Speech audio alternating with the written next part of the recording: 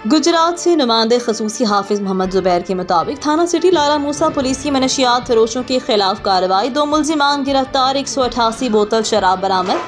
DPO Gujarat Ahmad Nawaz Shah की ज़ेर क़यादत जिला भर में मनशियात फरोशों के खिलाफ कार्रवाइयाँ जारी हैं। DSP लाला मूसा सर्कल चौधरी मोहम्मद इकराम की ज़ेर निगरानी एसएचओ थाना सिटी लाला मूसा इंस्पेक्टर तनवीर अब्बास भट्टी ने SI शबीर हुसैन और दीगर पुलिस टीम के हमरा मनशियात फरोशों के खिलाफ कार्रवाइयाँ करते हुए 2 बदनामी ज़माना मनशियात फरोशों को गिरफ्तार कर लिया। गिरफ्तार मुल्जिमान में दाऊद मसीह, सिकंदर मसीह शामिल।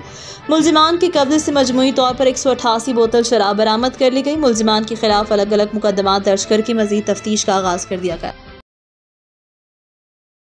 इस खबर के लिए हमारे साथ ताउन किया है अलमीज़ान प्रॉपर्टी, वासो रोड, मंडी बहाउद्दीन ने, जो अपना पैगाम देते हैं रियल एस्टेट एक मुनाफा बख्श कारोबार है। अब भी हमारे साथ शामिल हो जाएं।